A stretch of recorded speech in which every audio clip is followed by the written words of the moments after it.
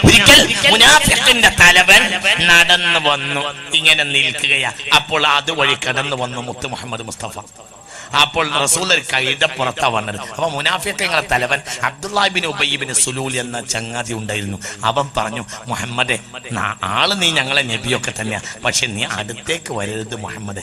ഇന്നലെ ഹിമാരി കരീഹൻ, നീ യാത്ര ചെയ്യുന്ന കഴുതക്ക് മോശപ്പെട്ട വാസനയാ എന്ന് നബിയോട് പറഞ്ഞു. ആര്? മുനാഫിഖിന്റെ തലവൻ അബ്ദുല്ലാഹി ഇബ്നു ഉബയ്യ് ഇബ്നു സുലൂൽ എന്ന തമ്മാടി. അപ്പോഴത്തിന്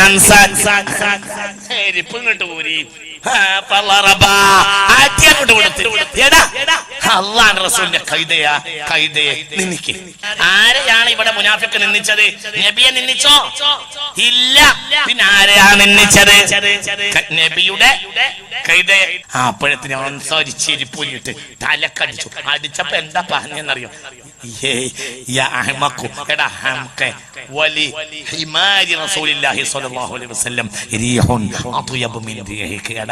അള്ളാന്റെ റസൂലിന്റെ കൈതയുടെ വാസന പോലും നന്നേക്കാൾ നല്ല വാസന. ഇത് അൻസാരി ചെയ്തു. അൻസാരിയെ സ്നേഹിക്കൽ ഈമാനാണെന്ന് മുത്തുനബി പറഞ്ഞു. അൻസാരി സമ്മതിച്ചില്ല. ആരെ നിന്ദിക്കാൻ? കൈത നിന്ദിക്കാൻ. എന്റെ കാര്യം നബി അതിന്റെ പുറത്ത് യാത്ര ചെയ്യാറുണ്ട്. അപ്പൊ അതിനെ നിന്ദിക്കാൻ പാടില്ല. കഴുതയാ. ഖുർആൻ ഏറ്റവും നിന്ദിച്ച പറഞ്ഞ ജീവിയാണ് ഏത്? കഴുത. ഇന്ന അൻകറൽ അസ്വാതി ലസൗതുൽ ഹമീർ. ഖുർആൻ സൂറത്തുൽ ലുഖ്മാൻ. ഇന്ന അൻകറൽ അസ്വാതി ലസൗതുൽ ഹമീർ. ഏറ്റവും അരോചകമായ ശബ്ദം കഴുതയുടെ ശബ്ദമാണ്. ഖുർആൻ നിന്ദിച്ചു പറഞ്ഞ ജീവിയാണ് കഴുത. പക്ഷെ ഇവിടെ കഴുതയെ നിന്ദിക്കാൻ സ്വഹാബി സമ്മതിച്ചില്ല. റസൂലുള്ളാഹിയുടെ കഴുതയെ നിന്ദിച്ചപ്പോഴത്തെ സ്വഹാബി ചെരിപ്പൂരിയിട്ട് അബ്ദുല്ലാഹി ഇബ്നു ഉബയ്യ് ഇബ്നു സുലൂലിനെ അടിച്ച്. എന്തേ? അതായിരുന്നു പുണ്യ നബിയോട് അവർക്കുള്ള ബഹുമാനം.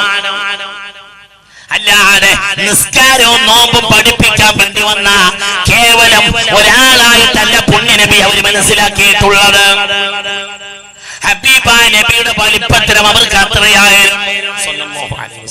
പുണ്യ മുഹമ്മദ് മുസ്തഫ സ്വല്ലല്ലാഹു അലൈഹി വസല്ലമയോടുള്ള ബഹുമാനം അത്രയായിരുന്നു. ഹബീബായ റസൂലുള്ളാഹിനെ കഴുതയെ പോലും അവർ ബഹുമാനിച്ചിരുന്നു.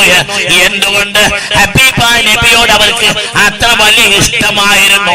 ഹബീബിനെ പറ്റി അത്രയേറെ അവർ മനസ്സിലാക്കിയിരുന്നു. ഹബീബായ റസൂലുള്ളാഹിനെ പറ്റി പറയലും പുകഴ്ത്തലും അവരുടെ ജീവിതത്തിന്റെ ഏറ്റവും വലിയ സന്തോഷമായിരുന്നു. അത് റസൂലുള്ളാഹിക്ക് വലിയ ഇഷ്ടമായിരുന്നു. ഒരിക്കൽ ക്രിസ്ത്യാനിയായ ഒരു രാജാവ് നബി സല്ലല്ലാഹു അലൈഹി വസല്ലമ അയാൾക്ക് ഇസ്ലാമിലേക്ക് ക്ഷണിച്ചുകൊണ്ട് കത്തയച്ചപ്പോൾ ഒരു ക്രിസ്ത്യാനിയായ രാജാവ് നബി സല്ലല്ലാഹു അലൈഹി വസല്ലമ തങ്ങൾക്ക് തിരിച്ച് പാരിതോഷികം കൊടുത്തയച്ചു.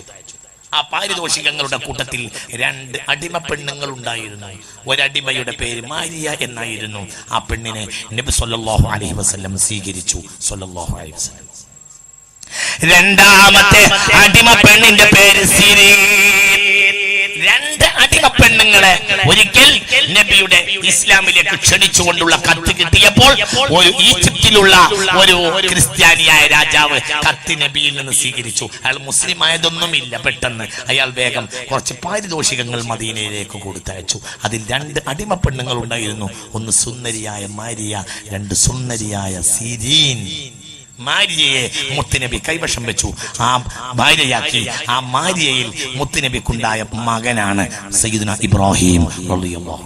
രണ്ടാമത്തെ കുഞ്ഞുമോനാണ്, രണ്ടാമത്തെ പെണ്ണാണ് സിരീൻ. സിരീനെ നബി സല്ലല്ലാഹു അലൈഹി വസല്ലം എന്ത് ചെയ്തിട്ട് തന്നെ പറ്റി പാട്ട് പാടാൻ മദീന പള്ളിയുടെ മിമ്പറിൽ കയറി തന്നെ പറ്റി എപ്പോഴും പാട്ട് പാടാറുള്ള ഹസ്സാന് സമ്മാനമായി നബി സല്ലല്ലാഹു അലൈഹി വസല്ലം നൽകിയതാണ് സിരീൻ. സിരീൻ എന്ന അടിമ പെണ്ണിൽ ഹസ്സാൻ ഇബ്നു സാബിത്തിന് കുട്ടികൾ ഉണ്ടായിട്ടുണ്ട്. റളിയല്ലാഹു അൻഹു. ഉറക്കപ്പറ. റളിയല്ലാഹു അൻഹു. റസൂലുള്ളാഹിനെ പറ്റി ഏറ്റവും കൂടുതൽ പാട്ട് പാടി പ്രശംസിച്ചത് ഹസ്സാൻ ഇബ്നു സാബിത്താണ്. ഒരുപാട് സ്വഹാബികളുണ്ട്, ഒരുപാടുണ്ട്. അപ്പോൾ ഈ പതിവ് ഇന്നോ ഇന്നലെയോ തുടങ്ങിയ സംഗതിയല്ല. മദീനക്കാര് അവരെയല്ലേ ഏറ്റവും ബഹുമാനിക്കേണ്ടത്. ആയത്തുൽ ഈമാനി ഹുബ്ബുൽ അൻസാർ വആയത്തുൻ നിഫാഖി ബുഗ്ളുൽ അൻസാർ. സ്നേഹിക്കൽ ഈമാനിന്റെ ഭാഗമാണ്. അൻസാരിങ്ങളെ സ്നേഹിക്കൽ ഈമാന്റെ ഭാഗമാണ്. അല്ലാഹു തൗഫീഖ് തരട്ടെ.